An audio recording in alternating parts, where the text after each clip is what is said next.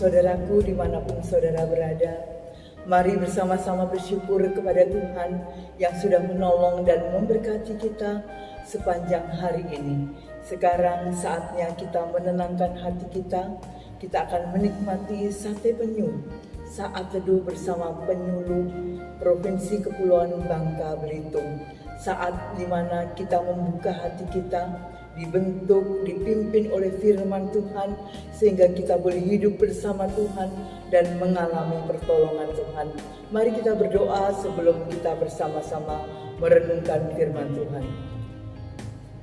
Kami bersyukur kepada Tuhan yang sangat mengasihi kami.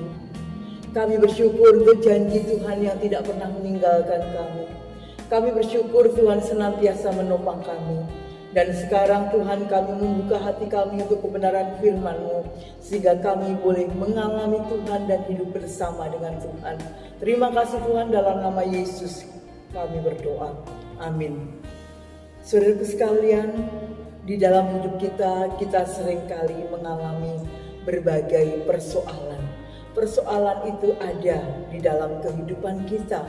Ada persoalan yang berat, ada persoalan yang ringan, ada juga persoalan yang mendesak. Pada saat kita mengalami persoalan-persoalan, yang kita harapkan adalah pertolongan dari Tuhan. Oleh karena itu, saudara sekalian, kita akan belajar pada malam hari ini dari keluarga seorang janda yang mengalami pertolongan Tuhan di dalam persoalan yang dialami oleh mereka. Kita akan bersama-sama membuka Alkitab kita di dalam 2 Raja-Raja pasalnya yang keempat, ayat pertama sampai dengan ayatnya yang ketujuh. Tetapi saya akan membacakan untuk kita sekalian ayatnya yang kelima. Pergilah perempuan itu daripadanya, ditutupnyalah pintu sesudah ia dan anak-anaknya masuk.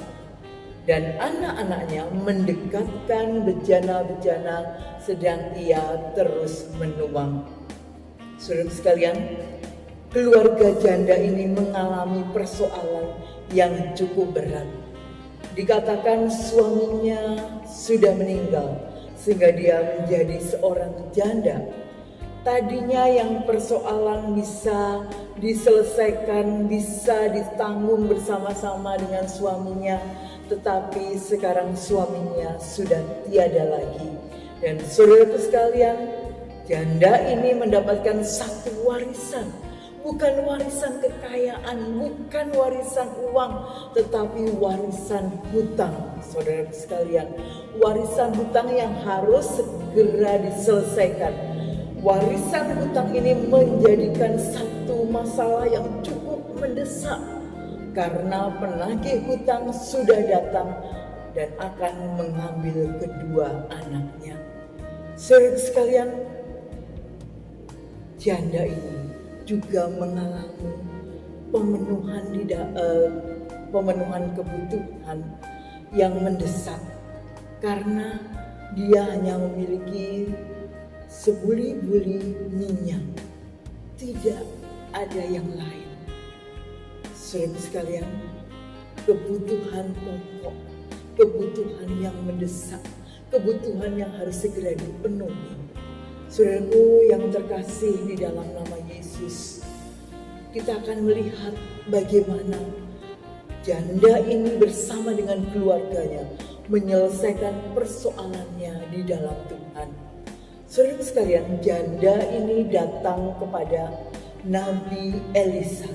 Ini menyatakan bahwa janda ini mencari Tuhan, melibatkan Tuhan di dalam persoalan yang dialami.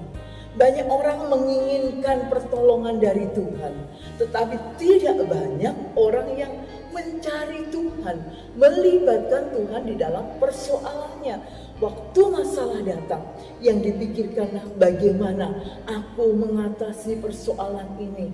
Yang dipikirkan siapa yang akan dapat menolong saya. Dan buru-buru mencari orang yang diharapkan bisa membantu menyelesaikan persoalan. Memang janda ini datang kepada manusia, yaitu Nabi Elisa. Tapi pada waktu itu Nabi merupakan perwakilan Tuhan, kepanjangan lidah Tuhan yang bisa menolong orang-orang yang mengandalkan Tuhan. Saudaraku yang terkasih, mari kita belajar dari janda ini untuk melibatkan Tuhan, mencari Tuhan, menghampiri Tuhan di dalam doa, menceritakan persoalan kita kepada Tuhan di dalam doa, dan kita menyerahkan semuanya kepada Tuhan. Saudaraku, mari kita belajar dari janda ini. Janganlah kita babak belur baru menjadikan Tuhan sebagai pilihan terakhir untuk penyelesaian persoalan kita. Saudara sekalian, yang kedua, janda ini dan keluarganya taat pada proses Tuhan. Orang pada umumnya ingin cepat, ingin segera persoalannya selesai, maka juga mencari cara yang tepat apapun itu, asal persoalannya segera selesai.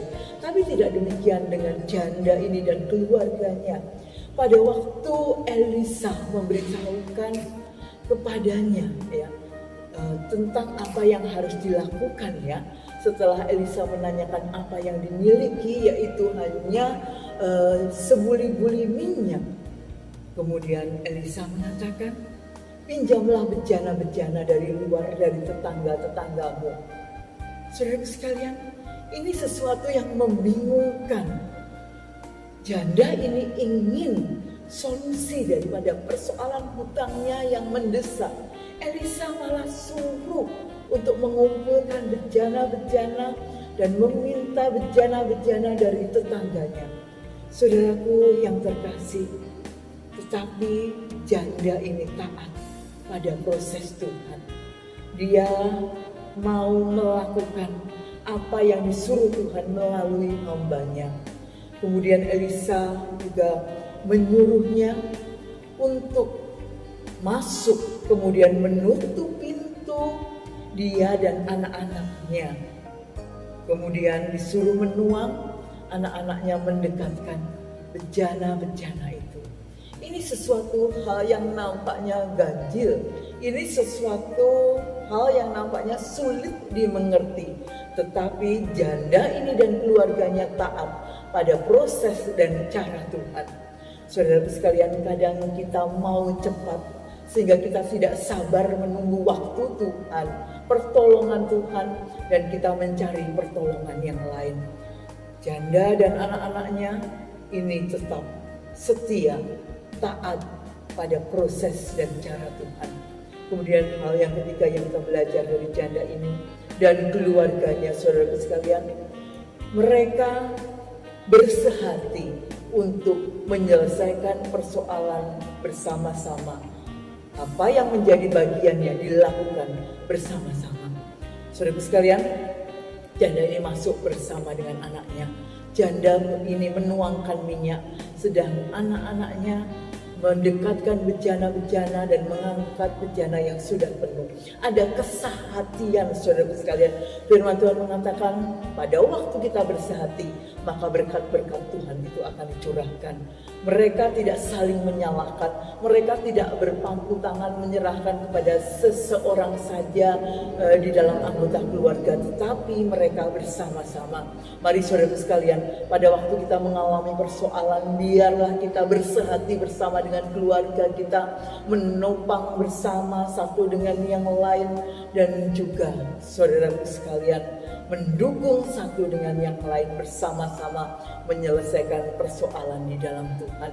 Biarlah saudara sekalian, pada waktu kita mengalami persoalan, kita datang kepada Tuhan, kita taat kepada proses Tuhan, dan kita bersehati bersama dengan keluarga, mencari, melakukan bagian untuk menyelesaikan persoalan di dalam Tuhan.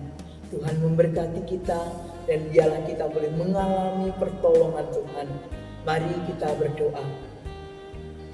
Kami bersyukur kepada Tuhan yang sudah berfirman kepada kami. Biarlah firman ini boleh menguatkan kami di dalam persoalan-persoalan yang kami hadapi. Kami boleh mencari Tuhan dan mengalami pertolongan Tuhan. Terima kasih banyak Tuhan, dalam nama Yesus kami sudah berdoa. Amin. Selamat malam Bapak Ibu, selamat beristirahat. Tuhan Yesus memberkati.